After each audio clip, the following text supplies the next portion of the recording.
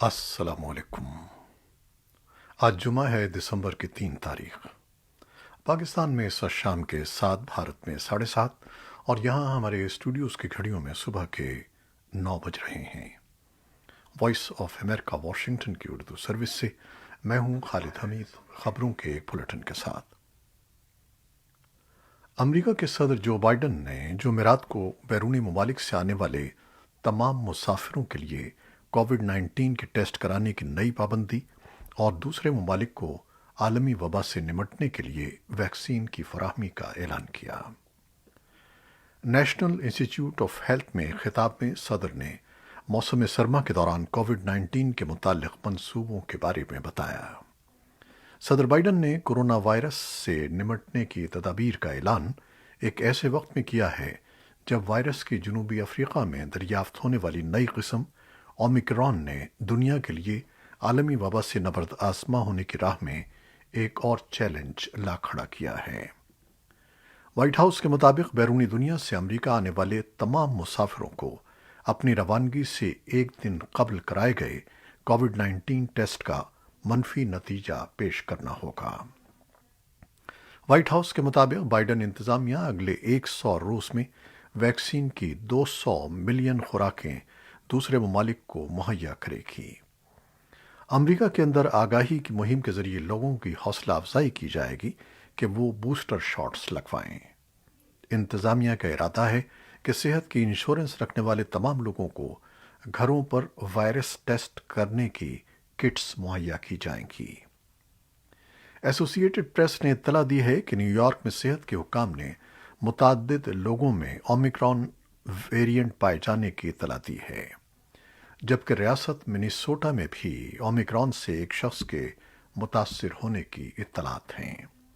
امراض سے بچاؤ اور کنٹرول کے محکمے CDC نے جمعرات کو کہا کہ محکمہ منیسوٹا اور نیو یارک ریاست کے صحت عامہ کے اداروں کے ساتھ رپورٹ ہونے والے نئے اومیکرون کیس کی تصدیق کے لیے کام کر رہا ہے۔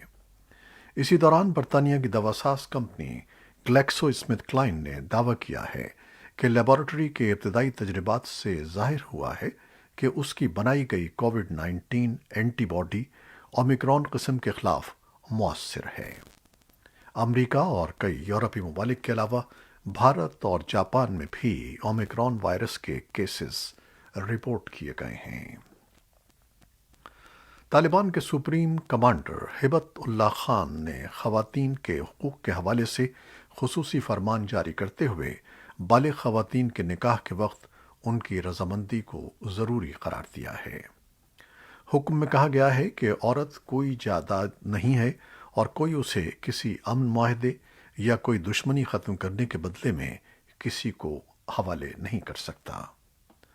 وزارت اطلاعات اور ثقافت نے ہدایت کی ہے کہ عورتوں کے حقوق کے بارے میں شقیں تحریر اور آڈیو کے ذریعے نشر کی جائیں۔ بیان میں مزید کہا گیا ہے کہ کسی بھی عورت کو زبردستی یا دباؤ کے ذریعے شادی پر مجبور نہیں کیا جا سکتا۔ طالبان کی جانب سے یہ بیان ایک ایسے وقت میں جاری کیا گیا ہے جب عالمی برادری مستقل طالبان پر خواتین کے حقوق، روزگار کے مواقع اور آزادی اظہار جیسے موضوعات کو یقینی بنانے پر زور دے رہی ہے۔ طالبان کے ذرائع نے بتایا ہے کہ طالبان سیکیورٹی فورسز نے گزشتہ رات صوبے کے ننگرہار کے دارالحکومت جلال آباد میں داعش خراسان گروپ کے خفیہ ٹھکانے کے خلاف آپریشن کیا، جس کے نتیجے میں داعش کے 2 کارندے ہلاک ہو گئے جبکہ ایک گرفتار ہو گیا۔ اسی دوران طالبان کی خبر رساں ایجنسی باختر نے اطلاع دی ہے کہ پنجشیر صوبے کے ضلع آبشار میں کل ایک آپریشن کے ذریعے مختلف اسلحے کے 74 راؤنڈز قبضے میں لے لیے گئے۔ اقوام متحدہ کے ترجمان اسٹیفان دوجارک نے جمعرات کے روز ایک بریفنگ میں بتایا ہے کہ افغانستان کی صورتحال کے بارے میں انہیں بتایا گیا ہے کہ افغانستان میں امداد کی تقسیم اور ضروریات کا مسلسل اندازہ لگایا جا رہا ہے اور اس میں توجہ خوراک، نقد رقم، کھانے کے علاوہ دیگر اشیاء، پانی اور حفظان صحت کی اشیاء پر مبذول رکھی جا رہی ہے۔ انہوں نے کہا کہ 25 نومبر سے اپنے رفقا کے ساتھ مل کر ہم نے بلغان، تخار، بدخشاں اور پروان صوبوں میں تقریباً 2,80,000 افراد کو खुराक मुहैया की है। अक़वाम मुत्तहिदा ने 41 अरब डॉलर की रिकॉर्ड इमदाद की अपील की है ताकि दुनिया भर में 18 करोड़ 30 लाख ऐसे लोगों की मदद की जा सके जो मुतअद्दिद बहरानों की वजह से खतरात का शिकार हैं, जिनमें गुर्बत, भूख, तनाज़े और कोविड-19 की वबा के असरात शामिल हैं। अक़वाम मुत्तहिदा के ओहदेदारों के अंदाजे के मुताबिक आइंदा बरस दुनिया भर में 27 करोड़ 40 लाख लोगों को हंगामी इमदाद और तहफ़्फ़ुज़ की ज़रूरत होगी, जो सन 2021 से 17% ज़्यादा है। भारतीय हुकूमत के आदाद-ओ-शुमार के मुताबिक गुज़श्ता 5 बरसों के दौरान 6 लाख से ज़ायद हिंदुस्तानियों ने भारत की शहरियत तर्क की और दूसरे मुल्कों की शहरियत इख्तियार की। वज़ीर ममलकत बराए दाखिला नित्यानंद राय ने एक सवाल के जवाब में मंगल के रोज़ लोकसभा में ये इंकशाफ किया। उनके मुताबिक सन 2017 से लेकर अब तक 6,07,650 अफराद ने भारत की शहरियत छोड़ दी है, जबकि दूसरी तरफ सन 2016 से सन 2020 के दरमियान 4,173 अफराद को भारत की शहरियत दी गई है।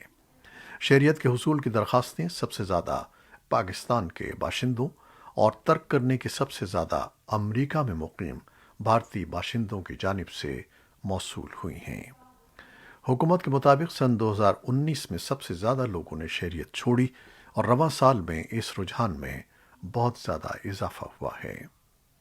माहिरीन के मुताबिक भारतीय पासपोर्ट की कमज़ोरी शहरियत तर्क करने की एक वजह है, जबकि दीगर माहिरीन कहते हैं कि भारत का मौजूदा सियासी, समाजी और इक़्तिसादी माहौल इसकी बहुत बड़ी वजह है। उनके मुताबिक बिजनेसमैन और ताजिर बिरादरी को पुरअमन माहौल की ज़रूरत होती है। इसी तरह शहरी भी ज़िंदगी गुजारने के लिए पुरअमन माहौल चाहते हैं, जो हालिया बरसों में बहुत ज़्यादा ख़राब हुआ है।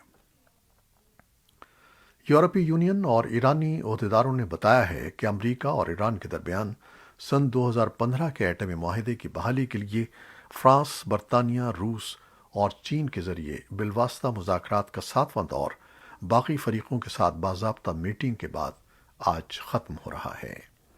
ईरान के एक ओहदेदार ने खबर रसां इदारे रॉयटर्स को बताया कि यूरोपीय ममालिक के मुज़ाकरातकार सलाह मशवरे के लिए अपने मुल्कों को वापस जाना चाहते हैं, जबकि उनका वफ़द मज़ीद बातचीत के लिए वियना ही में रहेगा।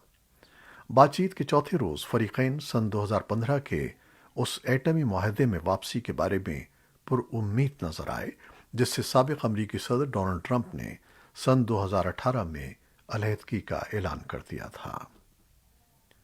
यूरोपीय यूनियन ने इस हफ्ते 340 अरब डॉलर के ग्लोबल गेट वे नामी एक मंसूबे का आगाज़ किया है, जिसका मकसद आलमी सतह पर ज़ेरी ढांचे को बेहतर बनाना है। ताहम तज्ज़ियाकार कहते हैं कि इसका मकसद चीन के बेल्ट एंड रोड इनिशिएटिव के मुकाबले आना है। मगर क्या ये वाक़अतन चीन के अरबों डॉलर्स का मुकाबला कर पाएगा? यूरोपीय यूनियन का कहना है कि इसके ग्लोबल गेटवे के ज़रिए दुनिया के तरक्की पजीर मुल्कों में आला सतह की डिजिटल टेक्नोलॉजी, माहौलियात और तवानाई और मवासलाती ज़ेरी ढांचे, जिसमें फ़ाइबर ऑप्टिक केबल, सड़कें और रेल के ट्रैक और काबिल तजदीद तवानाई में सरमाया लगाना शामिल है। यूरोपीय यूनियन के सदर उर्सुला वॉन डर लेyen ने बुध के रोज़ एक प्रेस कॉन्फ्रेंस में कहा है कि ये ग्रीन और डिजिटल तब्दीली है और इसका मकसद दुनिया भर में सरमायाकारी के ज़रिए अपनी तरजीहात को मजबूत करना है। चीन और लाओस के ओहदेदार आज जुम्मे के रोज़ लाओस में 5.9 अरब डॉलर की हाई स्पीड रेल लाइन का इफ्तिताह कर रहे हैं। इस मंसूबे का आगाज़ 6 साल पहले हुआ था और जनूब मशरक़ी एशिया में चीन के इस मंसूबे की पहली मंजिल है, जो चीन के कम तरक्की याफ्ता इलाके को सिंगापुर की मसरूफ़ बंदरगाहों से ट्रेन के ज़रिए मिलाने से मुताल्लिक़ है। 414 किलोमीटर तवील स्टील और कंक्रीट की पटड़ी लाओस की शिमाली सरहद को चीन के सूबे यूनान और लाओस के दारुल-हुकूमत वियंतियान की सरहदों को थाईलैंड से मिलाएगी। लाओस भर में उसके 167 पुल और 75 सुरंगें हैं। 160 किलोमीटर फी घंटे की रफ्तार से नई बर्क रफ्तार ट्रेन 15 घंटे के सफ़र को 4 گھنٹوں میں طے کرے گی اور چین سے تجارت کی ایک نئی لہر اور سیاح جنوبی ایشیا کے اس پسماندہ ملک کو پہنچیں گے۔ امریکہ اور یورپی یونین نے جمعرات کو بحیرہ جنوبی چین میں چین کے سخت اور یک طرفہ اقدامات پر گہری تشویش کا اظہار کیا ہے اور بیجنگ کے ساتھ مسابقت اور منظم رقابت سے نمٹنے کے لیے قریبی رابطے کی ضرورت پر زور دیا ہے۔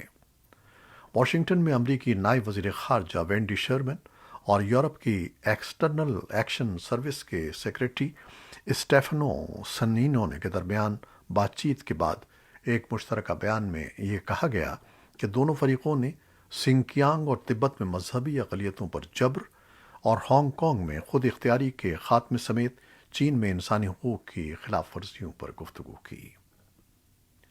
سربیا میں پاکستان کے سفارت خانے کا ٹویٹر اکاؤنٹ ہیک ہونے کی تصدیق حکام نے کر دی ہے۔ ٹویٹر اکاؤنٹ سے جاری ایک ٹویٹ سوشل میڈیا پر خوب وائرل ہو رہی ہے، جبکہ صارفین اس پر ملے جلے رد عمل کا اظہار کر رہے ہیں۔ جمعے کو پاکستان ایمبیسی سربیا کے آفیشیل ٹویٹر اکاؤنٹ سے ایک پوسٹ شیئر کی گئی جس میں کہا گیا کہ سفارت خانے کے عملے کو کئی ماہ سے تنخواہیں نہیں ملی ہیں۔ یہ واضح نہیں ہے کہ یہ ٹویٹ کس نے کیا ہے اور اگر اکاؤنٹ ہیک ہوا ہے تو کس نے کیا ہے۔ وزارت خارجہ نے تصدیق کی ہے کہ سربیا میں پاکستانی سفارت خانے کا فیس بک، ٹویٹر اور انسٹاگرام اکاؤنٹ ہیک ہو گیا ہے اور ان اکاؤنٹس پر پوسٹ کیے جانے والے پیغامات سربیا میں پاکستانی سفارت خانے کے نہیں ہیں۔ وزیر اعظم عمران خان کے مشیر برائے ڈیجیٹل میڈیا ڈاکٹر ارسلان خالد نے بھی اس معاملے پر اپنے رد عمل کا اظہار کرتے ہوئے کہا ہے کہ دفتر خارجہ سے موصول ہونے والی اطلاعات کے مطابق سربیا میں پاکستان کے سفارت خانے کا ٹویٹر اکاؤنٹ ہیک ہو گیا ہے۔ انہوں نے کہا کہ ان اکاؤنٹس پر پوسٹ کیے جانے والے پیغامات سربیا میں پاکستانی سفارت خانے کے نہیں ہیں۔ انہوں نے کہا کہ دفتر خارجہ پاکستان اس معاملے پر تحقیقات کر رہا ہے۔ بنگلہ دیش کے خلاف پہلا ٹیسٹ جیتنے کے بعد پاکستان کرکٹ ٹیم نے اپنی تمام تر توجہ دوسرا اور آخری میچ جیت کر ٹیسٹ سیریز وائٹ واش کرنے پر مرکوز کر دی ہے۔ کپتان بابر اعظم کی قیادت میں پاکستان کرکٹ ٹیم ڈھاکہ میں ہفتے کو میزبان ٹیم کے خلاف میدان میں اترے گی۔ چٹاگانگ میں کھیلے گئے پہلے ٹیسٹ میں 8 وکٹوں سے کامیابی حاصل کرنے والی پاکستانی ٹیم میں کسی تبدیلی کا امکان نہیں ہے، لیکن یہ میچ اس لیے کھلاڑیوں کے لیے اہم ہوگا کیونکہ یہ اس سال کا پاکستان کا آخری ٹیسٹ ہوگا۔ قومی ٹیم نے اب تک سن 2021 میں 8 ٹیسٹ کھیلے ہیں، جس میں صرف اسے 2 میں ناکامی اور 6 میں کامیابی حاصل ہوئی ہے۔ یہ تھیں وہ خبریں جو فیس بک لائیو پر ہم نے آپ کے لیے پیش کی۔ ہماری ویب سائٹ، یوٹیوب اور پوڈ کاسٹ پر یہ بلیٹن آپ کے لیے پوسٹ کر دیا جاتا ہے۔ ہمارے اس بلیٹن کو شیئر کرنا نہ بھولیے گا۔ خالد حمید اب اجازت چاہتا ہے۔ اللہ حافظ۔